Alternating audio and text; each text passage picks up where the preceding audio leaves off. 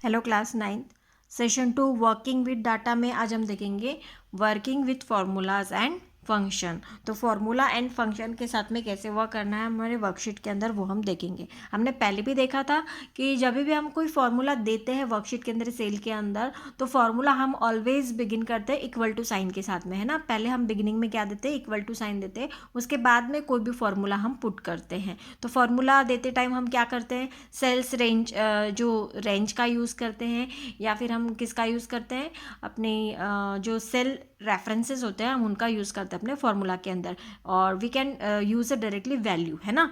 अब देखेंगे यहाँ पे कि वर्किंग विथ फार्मूलाज में देखिए formulas are the entries in a worksheet that define the relationship of two and और मोर सेल्स। तो जो फार्मूला होता है ये क्या डिफाइन करता है, दो और दो से ज़्यादा सेल्स में क्या रिलेशनशिप है ये, है ना। Sometimes the cells value is dependent upon the other cells. तो कई बार जो सेल वैल्यू होती है वो दूसरे सेल वैल्यूज़ पर डिपेंड करती है ना। This dependency is depicted through formulas. Let us consider a real life worksheet. You all are familiar with bills as shown in the figure.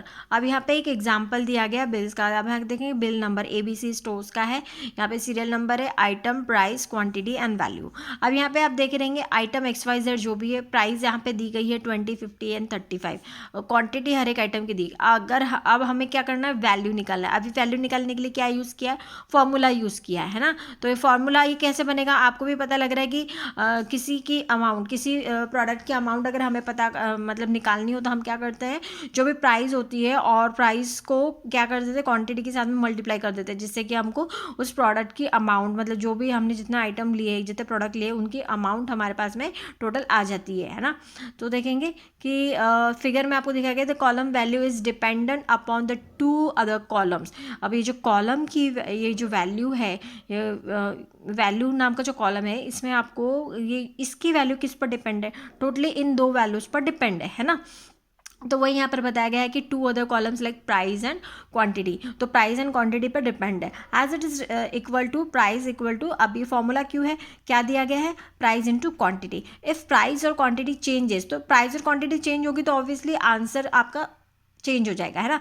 Value also changes, है ना। Such type of relationship are depicted through formulas in worksheet. तो इस तरीके से जो values होती है, एक सेल वैल्यू दूसरे सेल वैल्यूज पर डिपेंड होती है। Now let us now see how shall we create a similar bill in worksheet. अब क्रिएटिंग कैसे करना है, यहाँ पे क्रिएट करके बताया गया है वर्कशीट के अंदर पे। तो वर्कशीट के अंदर आप देख रहे हैं यहाँ पे serial number, item, price, quantity and value यहाँ पे दिया गया है। अब यहाँ पे फार्मूला लगाना होता है, जो फार्मूला लगाएंगे वैल्यू के कॉलम में। तो यहाँ पे आपको बता रहे हैं कि to create a similar bill firstly I enter the first 3 rows in the figure. सबसे पहले आपको क्या करना होगा, फर्स्ट 3 रो आपको एंटर करना, then move to the next row and now enter the heading, serial number. फिर ये तो हेडिंग के बारे में बताया गया कि आपने फिर हेडिंग डालना है, फर्स्ट रो में सीरियल नंबर वो सभी डालना है ना। तो ये कहाँ पर डाला गया है, कॉलम नंबर B5 में, आइटम जो है B5 में, कॉलम आपका सीरियल नंबर A5 में डाला गया है। ये आपको दिख भी रहा है, ये देखिए column number A, row number 5, serial number आपको, फिर आइटम कहाँ पे डाला गया है, कॉलम B और B5। तो इस तरीके से यहाँ पे क्या दिया गया है, कॉलम की हेडिंग्स दी गई है ना। तो यही सब यहाँ पे बताया गया है कि price in third column, quantity in fourth column D5 and value in the fifth column that is E5। Enter all the given entries except the fifth column. सारी एंट्रीज आपको एंटर कर देनी है, सिर्फ जो वैल्यू वाले कॉलम की जो वैल्यूज़ है वो आपको एंटर अभी नहीं करनी है, क्योंकि ये वैल्यूज़ आपको कैसे निकालने हैं, फॉर्मूला के थ्रू निकालने हैं, है ना। Now to obtain the values in fifth column, place the cell pointer in the column next to the value 5 of quantity. अभी आपको ये वैल्यू, ये वाले वैल्यू कॉलम की आपको वैल्यू निकालनी है, तो आपको क्या करना पड़ेगा, कर्सर आपको यहाँ पे प्लेस करना पड़ेगा, है ना। एंटर द फार्मूला कैसे एंटर करना है, इक्वल टू साइन लगेगा, ये देखिए यहाँ फार्मूला आपको दिख रहा है, इक्वल टू C6 क्यों दिया गया है यहाँ पे, क्योंकि इधर वाली सेल प्राइस है ना, C6 में क्या है आपकी प्राइस है, फिर उसके बाद D6 में क्या है आपकी क्वांटिटी है, तो C6 इंटू D6 ये आपका फॉर्मूला हुआ, है ना।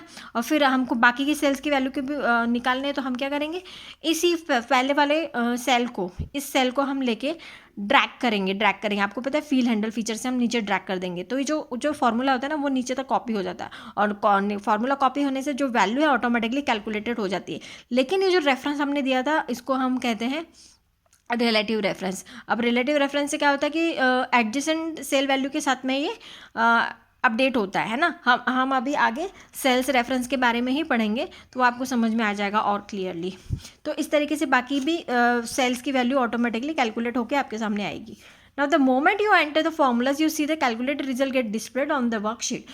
Now copy the cells on the rest two cells of value column, that is the E7 and E8, and you obtain all the values for value. तो इस तरीके से सारी वैल्यू आपके लिए वैल्यू कॉलम में ऑटोमेटिकली कैलकुलेट करके आपके सामने रिजल्ट आएगा।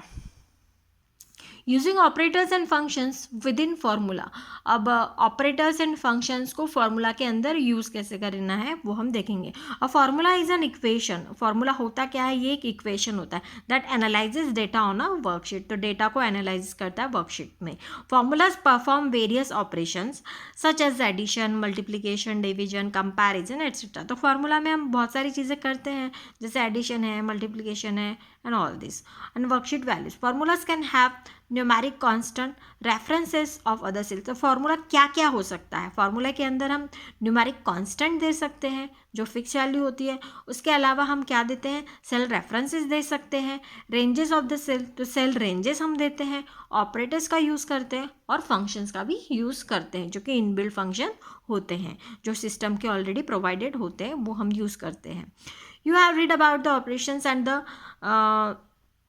operators and the functions that can be used in formulas. Before working with formulas, it is important to understand various cell referencing techniques. Cell referencing in worksheet. अब referencing कितने तरीके की होती है वर्कशीट में। यहाँ पे जो सेल रेफरेंसिंग है वो 3 टाइप की होती है। एक तो होती है रिलेटिव, एक होती है एब्सोल्यूट और एक होती है मिक्स्ड सेल रेफरेंसिंग। तो अब ये तीनों क्या है हम देखेंगे। अब रिलेटिव रेफरेंसिंग क्या होती है कि रिलेटिव जो सेल रेफरेंसिंग होती है वो आपकी एडजेसेंट सेल के साथ में अपडेट होती है ना। तो वही हम देखेंगे कि कैसे अपडेट होती है। When a formula is created the cell references and the ranges that it contains are usually based upon their position relative to the cell containing the formula. तो जब भी हम फार्मूला प्लेस करते हैं तो रिलेटिव पोजिशन के according हम formula लिखते हैं। Let us see how. Consider the same worksheet in the, जो भी हमने इसके पहले एग्जांपल देखा था वही वर्कशीट के बारे में शायद बता रहे हैं इसमें, तो उसको ही समझना है। तो हमने देखा था कि हमने फार्मूला क्या डाला था, C6 इंटू D6 डाला था। अब आप उसके नीचे की सेल्स में अगर आप क्लिक करके देखोगे तो वो आपको वहाँ पे क्या दिखाई देगा, वहाँ पे आपको दिखाई देगा C7 into D7।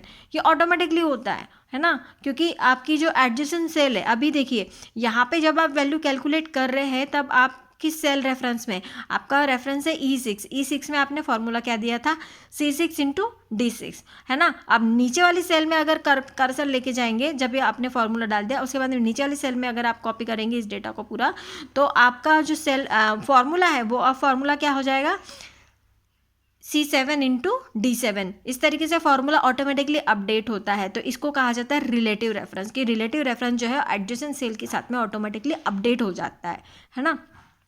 Now the formula is interpreted internally the terms of position of the participating test cells, that is C6 and D6 relative to the cell containing the formula, that is E6.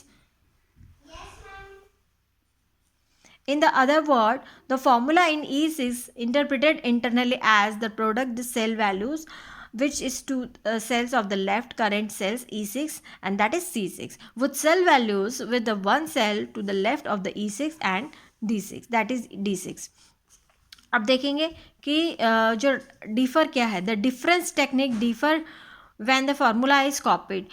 So in case of relative cell addresses in the formula, when a formula is copied then its interpretation as given previous paragraphs get copied, and that is when we copy the formula. जब हम formula copy करते हैं ये जो C6 into D6 on E7, मैंने यही चीज़ आपको बताई थी अभी कि जब भी हम फार्मूला नीचे कॉपी करते हैं ये ऑटोमेटिकली ये C7 एंड D7 हो जाएगा और ऑटोमेटिकली वैसे E8 सेल के लिए C8 एंड D8 हो जाएगा, है ना। वही आगे हम पढ़ेंगे। And E8 then interpretation of this formula that get copied. This means the formula of E7 becomes equal to C7 into D7। यही चीज़ मैंने आपको बताई थी कि जैसे आप E7 सेल में जाएंगे ये फॉर्मूला आपका ऑटोमेटिकली अपडेट होकर क्या हो जाएगा, C7 इंटू D7 हो जाएगा। As the cell values to products of the left current that cell E7 in C7 and the cell values one cell to the left current cell that is E7 in D7। thus in case of relative referencing the cell addresses get adjusted automatically, है ना, automatically वो adjust हो जाता है और जो formula है वो जब भी फार्मूला वो कॉपी होता है नेक्स्ट सेल में।